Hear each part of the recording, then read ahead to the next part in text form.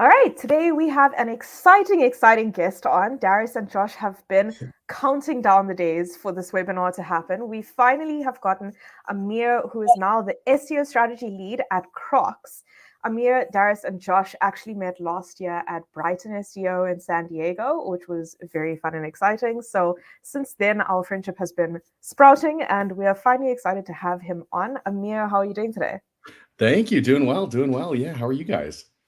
All good. Very excited to have you on. Amir, you have such an incredible line of experience under your belt. And yeah, we just wanted to first kick things off by asking you to just, if you can, give us a potential overview of just your experience and your career journey leading up to how you got to SEO strategy lead at Crocs. Yeah, no, I appreciate that. Yeah.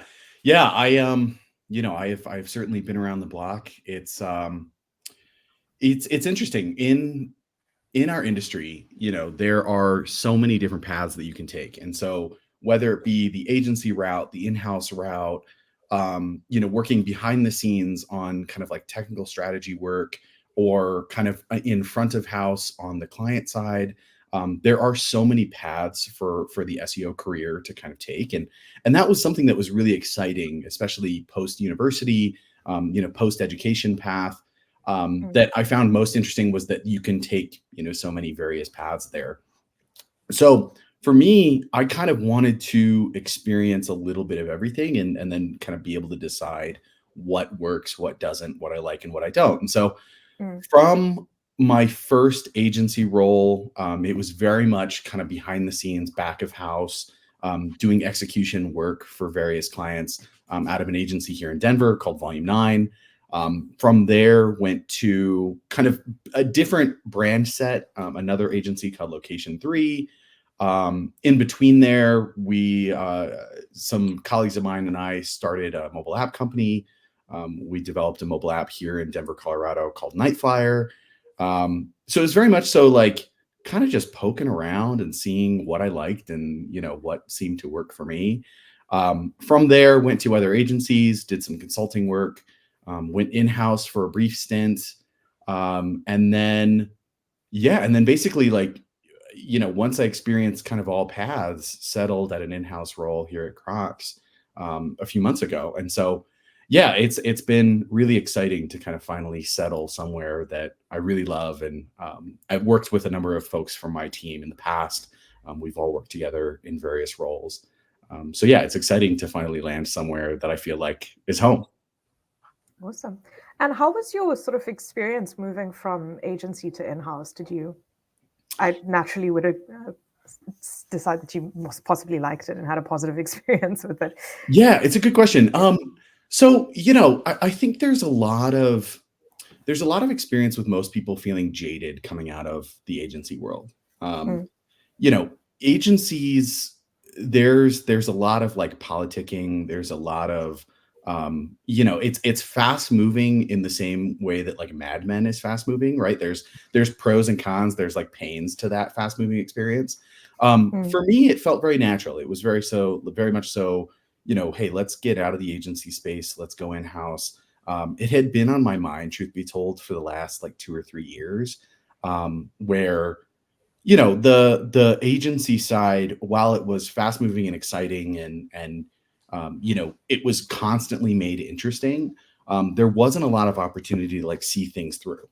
Yeah. And so, I think that that's a common problem for folks in the agency world, where sometimes you just want to be able to see your art piece completed. You want to see that project in its final form and be able to see the results from it and be able to kind of learn from it and stuff like that. With the agency experience, it's so fast moving. You're on to the next one before you even kind of finished thinking about the next, or, before you finish thinking about the performance of the last one. So I think that there, to everything, there are pros and cons to that. But moving into the in-house role, you finally get to see things through. You finally get to get that long-term vision that really SEO is all about, right? It is that marathon. It isn't that sprint. And so to be able to see that through and have that long-term vision has been really nice. Awesome. I wanted to ask you a little bit of a maybe controversial question, but you have experience on both sides of the coin, so I just wanted to pick your brain on it. A lot of people sort of describe in-house as like that long-term vision that you described it as, but for someone that is, I guess, a junior that's starting out in SEO and is trying to decide, should I just go in-house or should I just go agency, or is my end goal to go in-house at some point? How do they sort of judge personality wise which sort of works better for them? Because you can obviously still make a long-term career out of agency side. Yeah. So what could potentially give them that idea to go either way? Yeah, it's a great question. So two things come to mind. I think one is breadth of experience. If you're really looking for breadth over depth and you want exposure to as many clients and, kind of variety of client situations as possible, there's nothing besides the agency route that will fulfill that opportunity. Um, you know, in every agency that I've been in, you get exposed to so many different types of businesses, different industries, different types of people. I think that's a big part too. So if you're looking for breadth over depth, which I think especially junior SEOs should be looking for early in their career, agency is a no-brainer. The other thing that I think is more specific to personality types is what's your experience with people, and how much interaction with a large variety of people are you looking to achieve. With the agency side, you're getting exposed to hundreds of people, maybe every week, every month, in the form of client contacts, pitches to new clients, and then of course the agency folks themselves that come and go fairly quickly, right? Like that, there's a lot of turnover in the agency space, especially compared to in-house. So I'd say if you're a people person, if you're young and early in your career, and you're looking to branch out and expand your network as quickly as possible, agency route is a no-brainer. And then vice versa, I think that there is a personality type out there that's a little more focused on the internal, and a little more focused on kind of retrospective learning abilities.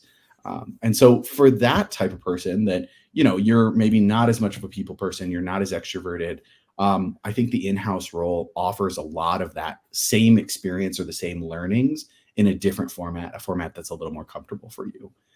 So ultimately, it's different strokes for different folks, but there is kind of a path depending on who you are and what you want to get out of it, that you can find kind of balance in either in-house or agency.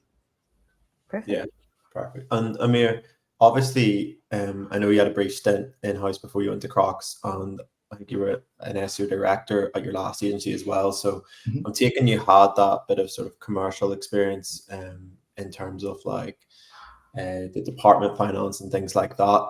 But when you moved to say in-house at Crocs, is there anything on the sort of commercial aspect that you didn't quite realize, or now that you've learned being in a sort of a larger in-house position? Yeah.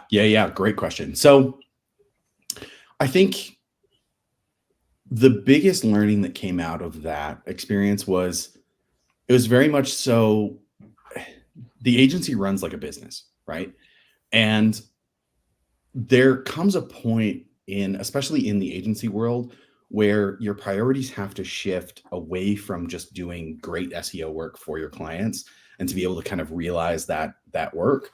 And instead shifts to a balance between getting new clients, client retention, business development, that sort of thing, just, getting kind of the network built.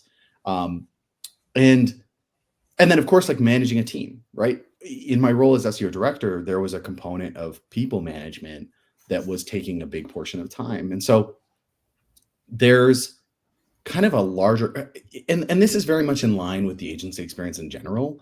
Again, there's this breadth that needs to be covered, this breadth of topics that extends beyond just doing great SEO work for clients. And so I think that coming from that and going into an in-house role, suddenly it was an opportunity to kind of take all of those things, be able to apply some type of learning element to them, and say, great, let's take that and kind of apply that to a single brand, a single business. And even, you know, here at Crocs, like it's more than just a single business. It's more than just a single brand. We have 15 to 20 different international sites on Crocs alone. And then we have our sister brand, Hey Dude, that is growing and, you know, growing in international capacity. So I think that there's kind of that same realization of, on the commercial side, on the agency side, it is about building a business and business development and selling clients and managing people and all that good stuff. To translate that into an in-house experience, it's more about internal education. It's about selling your ideas to the right folks internally, and being able to get buy-in from like executive leadership and that sort of thing. And so the skills are the same. The application is different. Yeah. Yeah. No, I love it. I love it. And you mentioned before about seeing, you get to see now strategies right through to the finish. Has there been anything you've learned now that you get to see it go all the way through that you might have changed in your strategy or changed in your approach? Yeah. So one thing that comes to mind is technical components.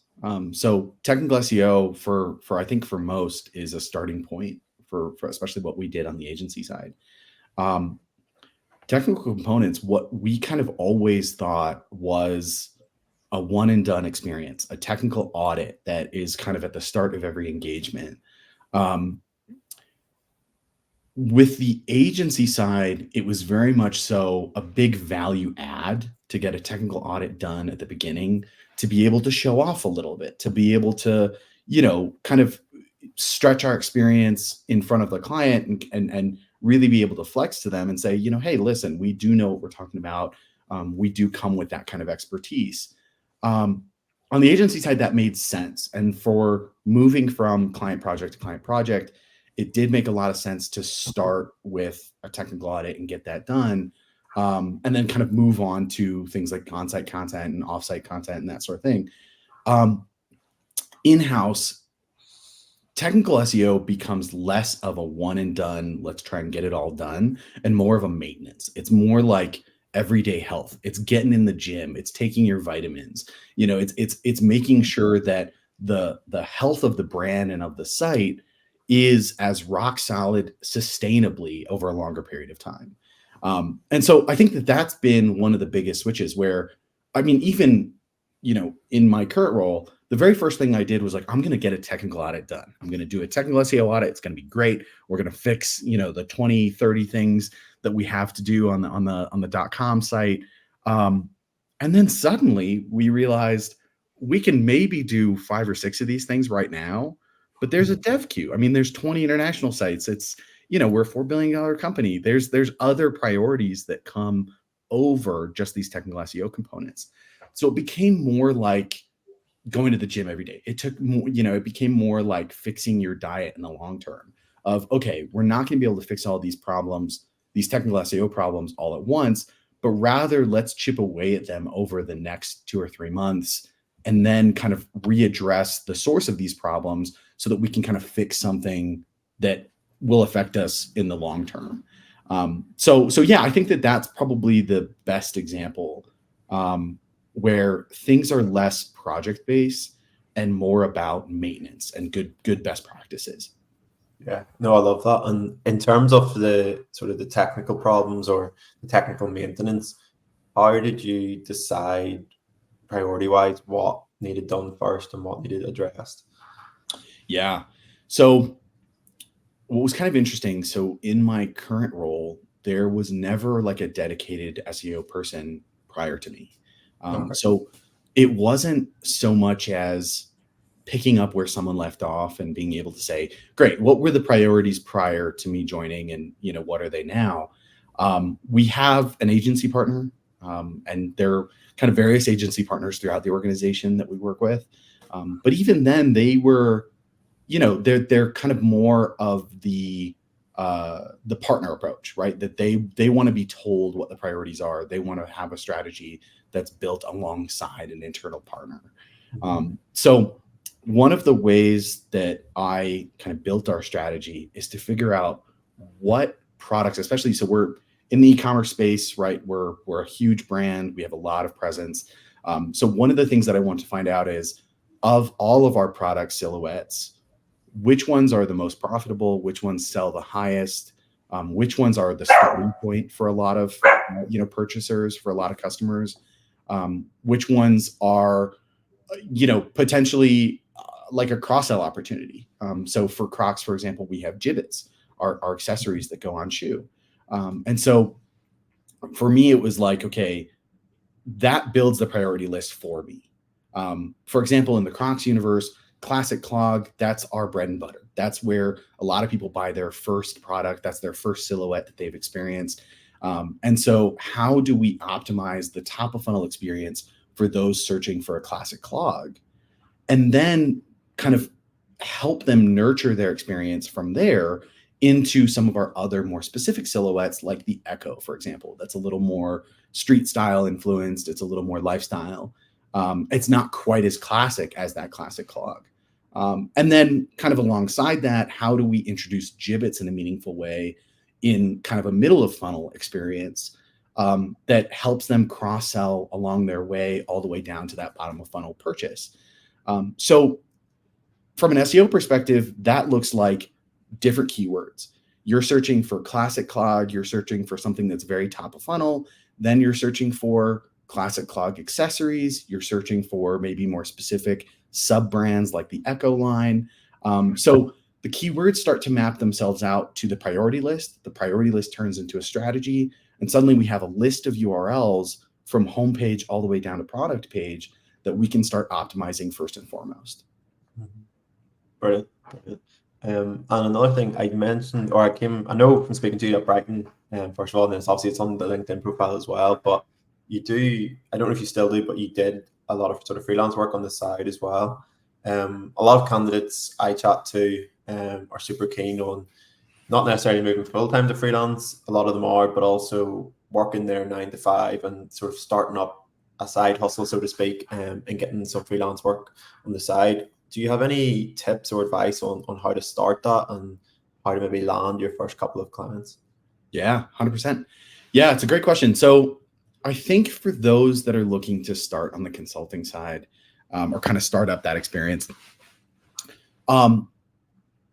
first come with kind of your book of bests. So have the best project that you did, the best performance that you saw from your initiatives, be able to learn from those things really easily and quickly. I think for a lot of consultants that I've seen come and go or that I've worked alongside, they start every project kind of like a blank slate. And I think for consulting, that's a little ambitious, right? You have to be able to sell yourself almost every day of that kind of consulting relationship. And the way that you're going to do that is with your past work. So to be able to say, great, I want to work with, Adidas or Nike, or right, I kind of want to work with these big brands.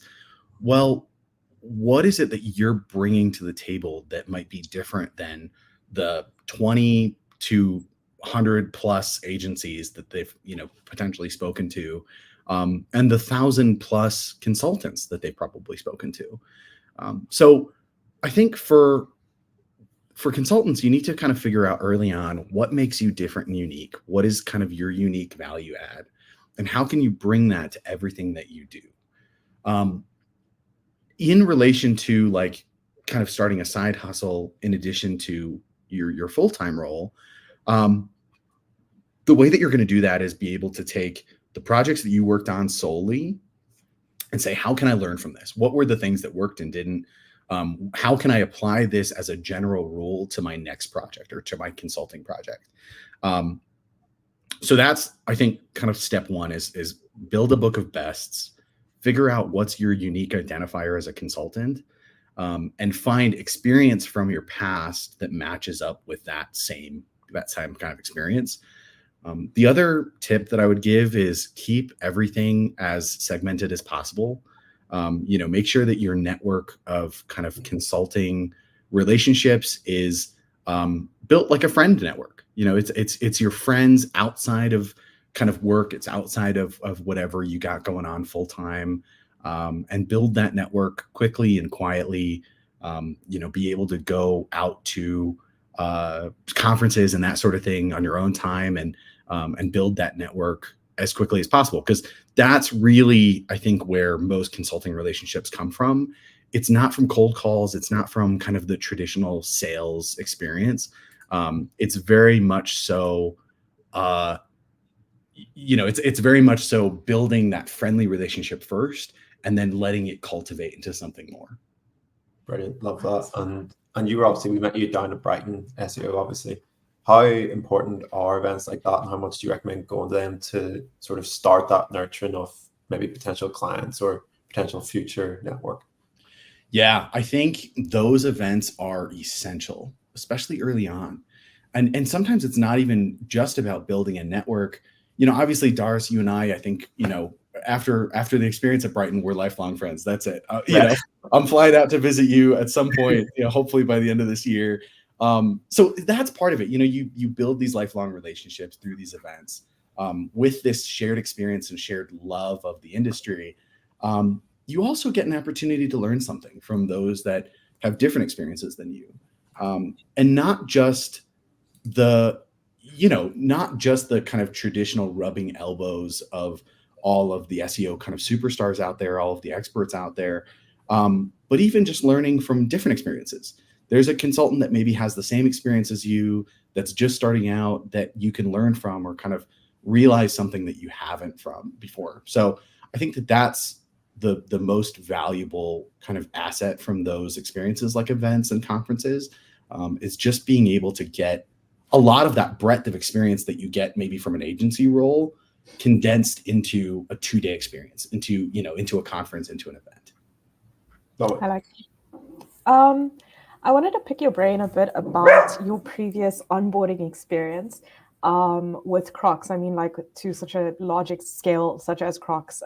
What were some of the things that you enjoyed most about it and learned most about that, the onboarding experience? And I guess, like, for any SEO managers that are listening, that would like to take some tips from that, is there any advice that you would give to them?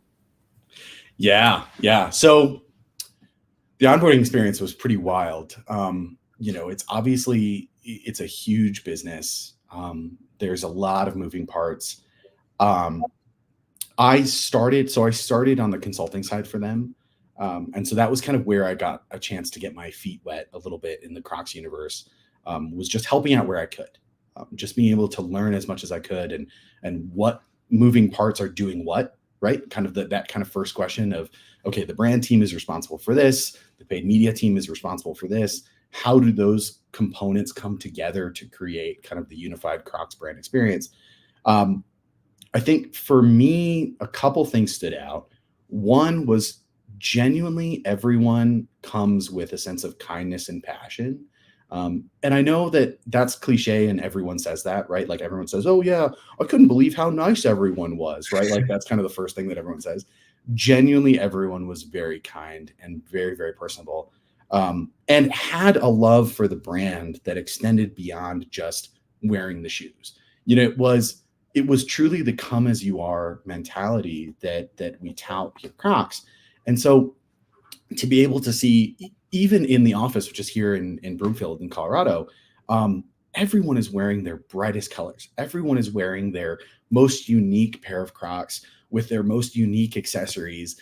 And you walk in and you're kind of transported into this brand new universe of, oh man, everyone is expressing themselves. Everyone is kind of, they're wearing their personality on their sleeve. And that is such a cool thing to see in corporate America. It's something that you don't often get to see. You go to any other big brand, or Lord knows, like in the finance world, everyone's wearing the same suit and tie, the same shoes. They're all looking the same. And suddenly you lose their personal experience. You lose their, the one thing that their personality brings to the organization, because it's so homogenous. That was very much so not the case at Crocs. Everyone brought themselves. They brought their very best selves, and they brought their personality in a way that was really meaningful.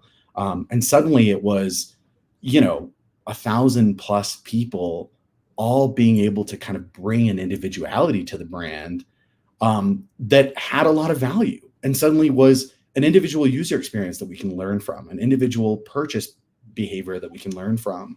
And that was true from day one, and is still true today. So I think that was kind of the most valuable onboarding experience, was just getting so much cool personality all at once. You're making it sound as if it's like the Willy Wonka. Like, oh, it truly is. It really is. Sounds great. It's so funny. Like, we have like the gibbet area that you can you walk around, there's buckets of these accessories just kind of lying around. You go into our warehouse and there's literally, just stacks and stacks of Crocs in every color that you can imagine. It really is kind of like that Willy Wonka experience. There's even, for a long time, I think it was actually taken down to be cleaned and kind of maintained, but we had a giant Croc outside of the office that people would come just to take pictures. You'd see people walk, they'd like get out of an Uber, go and take pictures, and then get back in to drive away, and not employees at all.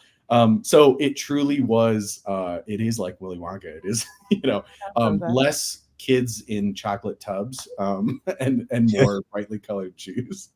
Yeah, no, I love it. Okay. Sorry. No, it's not. I have the Lightning McQueen ones, and I really want to get the headlights for them. So. Oh yeah, that's me up. That would be great. That's right. I'll try. We'll try and snag you some. Sorry to jump up and down, but just back to the networking aspect of things. I actually really wanted to ask a question regarding employer branding, as well as I think just out of your consulting experience as well. How sort of important did you find employer branding? Not necessarily in the sense of, needing to have an own agency, but even just being a team lead that is hiring and bringing on new candidates. How important and is that factor, especially in your previous role with SEO Director and things like that? And do you have any tips to help sort of other SEO managers enhance their own employer branding? Yeah, it's a great question. So I think one thing that we need to kind of remind ourselves every once in a while in the SEO industry is everything comes down to the branding world first.